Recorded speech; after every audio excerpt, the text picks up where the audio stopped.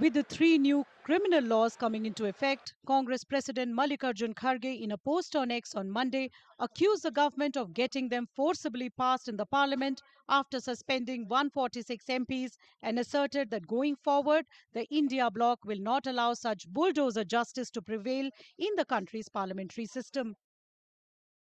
Union Home Minister Amit Shah, who piloted the laws, said the new laws would give priority to providing justice, unlike the colonial era laws, which he said give primacy to penal action.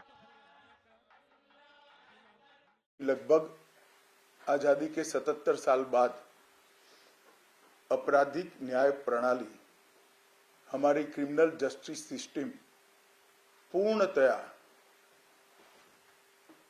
स्वदेशी हो रही है और भारतीय ethos के आधार पर ये चलेगी। तो आज़ादी के इतने सालों के बाद ये कानून में बदलाव हुआ है, जो एक बहुत बड़ा परिचायक है हमारे संविधान के स्पिरिट का।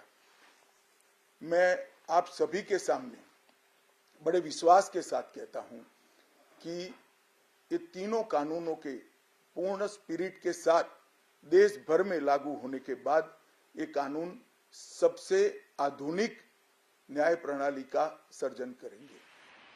AAP MP Sanjay Singh called the implementation of the three new criminal laws a Tughlaqi decree. देखिए, ये तो जो पक्ष इस कानून से प्रभावित हो सकता है, उनसे बात किए गैर मनमाने ढंग से जो तानाशाही पूर्ण तरीका है इस सरकार का रवैया है, उसी के तहत ये सारे कानून बनाए गए हैं और एक तुगलकी फरमान आज से पूरे देश में जारी हो रहा है। Shiv Sena UBT MP Priyanka Chaturvedi and Congress MP Shashi Tharoor also slammed the government, saying that there was no debate on the three new criminal laws in parliament and that they were passed and implemented without taking opposition MPs into confidence.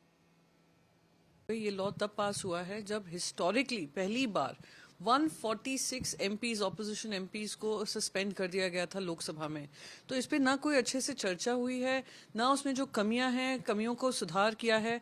और आज क्योंकि नया लोकसभा गठित हुआ है, ये मांग थी कि फिर से एक बार चर्चा हो जाने दो, सारी जो भी गलतियां हैं जो भी ठीक है उसके हिसाब से सर्वसहमति से पास हो, इसको दरकिनार कर ये आज से लागू हुआ है। Our bigger concern is this was not discussed in Parliament with the opposition all suspended. As you know, the bills were passed through without discussion. That's not healthy.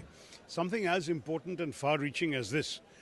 Many of us had called for an overhaul of the IPC, but we wanted a full discussion. That discussion never took place.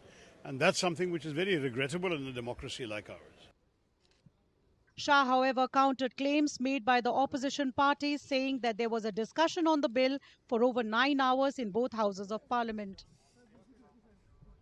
मैं आप सभी को बताना चाहता हूं कि लोकसभा में कुल मिलाकर 9 घंटा और 29 मिनट चर्चा हुई। 34 सदस्यों ने इसके अंदर पार्टिसिपेट किया है। राज्यसभा में 6 घंटा और 70 मिनट चर्चा हुई। 40 सदस्यों ने पार्टिसिपेट किया है। एक ये भी झूठ चलाया जा रहा है कि सबको बाल निकालने के बाद ये बिल लाया गया। बिल बिजनेस एडवाइजरी कमेटी में पहले से निश्चित था। मेरा ये स्पष्ट मानना है कि 14 तारीख से ही विपक्ष ने सदन का बहिष्कार करने जैसी हरकतें करी थी और शायद वो हिस्सा लेना नहीं चाहते थे। Union Minister Chirag Paswan also defended the implementation of the new criminal laws and asserted that the opposition should have called for discussion when the bill was first tabled in Parliament in the previous tenure of the government. भाई, इस पे proper चर्चा नहीं हो पाई तो आपको उसी वक्त आपको इस पे और चर्चा की मांग करनी थी ना, जब ये सदन में आया था। और इस पे ना सिर्फ सदन में बल्कि जितने आम जनता है उनसे भी इसको लेकर सुझाव मांगे गए थे।